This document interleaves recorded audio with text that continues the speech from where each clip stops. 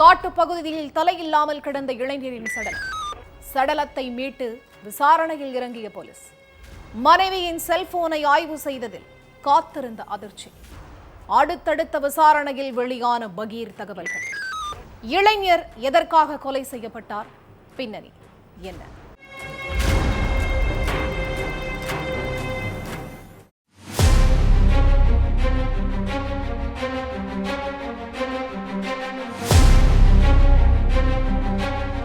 அடர்ந்த காட்டுப்பகுதி வழியா பொதுமக்கள் சிலர் நடந்து போயிட்டு இருந்தாங்க. அப்போ அங்க தலையில்லாம இளைஞர் ஒருத்தரோட சடலம் கிடந்திருக்கு. இதை பார்த்து அதிர்ச்சி அடைந்த பொதுமக்கள் போலீஸுக்கு போன் பண்ணி தகவலை சொல்லி இருக்காங்க. இதை கேட்டு சம்பவ இடத்துக்கு வந்த போலீஸ் உடலை மீட்டு உயிரிழந்தவர் யாருன்னு தெரிஞ்சுக்கிற முயற்சியில இறங்குனாங்க. முதல்ல உயிரிழந்தவரோட சட்டை பாக்கெட்ல இருந்த கவர்மெண்ட் ஐடி ப்ரூஃப் எடுத்து பார்த்திருக்காங்க. அதுலதான் உயிரிழந்தது சுபோத்குமார் சிங்னு தெரிய வந்துச்சு. அதுக்கடுத்து அதுல இருந்த அட்ரஸ வச்சு நேரா சுபாத்குமாரோட வீட்டுக்கு போயிருக்காங்க போலீஸ். அப்போ போலீஸ பார்த்த உடனே அர்ச்சனாவுக்கு உடம்பு ஃபுல்லா வெறுத்திருக்கு. அது குறித்து போலீஸ் அர்ச்சனா கிட்ட விசாரணையில இறங்குனாங்க. முதல்ல அவங்களோட போனை எடுத்து ஆய்வு பண்ணிருக்காங்க. அதுக்கு பிறகுதான் இந்த கொலையில உள்ள எல்லா உண்மைகளும் ஒண்ணா வெளியில வர ஆரம்பிச்சிச்சு. பீகார்ல உள்ள சுயியா பகுதியைச் சேர்ந்த சுபாத்குமார் ஒரு தனியார் நிறுவனத்துல வேலை செஞ்சுட்டு இருந்தார். சில வருஷங்களுக்கு முன்னாடி இவருக்கு அர்ச்சனா குமாரிங்கிற பெண் கூட கல்யாணமாகி இருக்கு. கல்யாணமாகி கொஞ்ச நாட்கள் வர சந்தோஷமா இருந்த இந்த தம்பதிக்குள்ள கருத்து வேறுபாடு ஏற்பட ஆரம்பிச்சிருக்கு. தொட்டதுக்கெல்லாம் இந்த தம்பதி சண்டை போட்டுட்டு இருந்திருக்காங்க. இதுக்கிடையில அர்ச்சனாவுக்கும் அதே ஏரியாவை சேர்ந்த இளைஞர் மனோஜுக்கும் பழக்கம் ஏற்பட்டிருக்கு.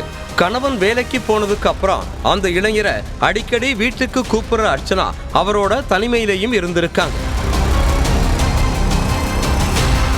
இதுக்கடையில மனைவி அர்ச்சனாவோட நடவடிக்கையில சுபோத்குமாருக்கு சந்தேகம் வர ஆரம்பிச்சிருக்கு. கொஞ்ச நாளைக்கு முன்னாடி நைட்டு நேரத்துல அர்ச்சனா அந்த இளைஞர் கூட போன் பேசிட்டு இருந்திருக்காங்க.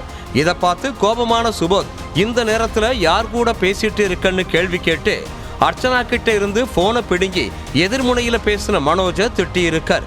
அதே மாதிரி அர்ச்சனாவையும் சர்ற மாதிரியா அடிச்சிருக்காரு சுபோத்குமார். கணவனோட நடவடிக்கையை பார்த்து கோபமான அர்ச்சனா சுபோத் உயிரோட இருக்கிற வரை காதலன் கூட நிம்மதியா இருக்க முடியாதுன்னு நினைச்சு காதலன் கூட சேர்ந்து கணவனை கொலை செய்ய திட்டம் போட்டிருக்காங்க.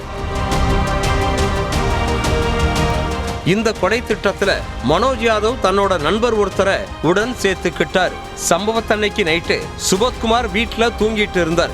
அப்போ தன்னோட காதலன் மனோஜுக்கு போன் பண்ண அர்ச்சனா அவரையும் நண்பரையும் வீட்டுக்கு வர வச்சு சுபோத்குமார சரமாரியா தாக்கி இருக்காங்க.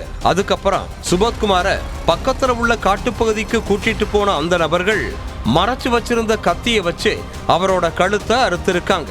அடுத்து தலைய துண்டா அறுத்து எடுத்த அந்த கொலையாளிகள் போலீஸ சுத்தல்ல விட சடலத்தை அங்கேயே போட்டுட்டு தலைய வேற ஒரு பகுதியில வீசிட்டு தப்பிச்சிருக்காங்க. விசாரணையோட முடிவுல எல்லா உண்மைகளையும் தெரிஞ்சுக்கிட்ட போலீஸ் அர்ச்சனா குமாரி அவரோட கள்ளக்காதலன் உள்ளிட்ட 3 பேரை அரெஸ்ட் பண்ணிட்டாங்க.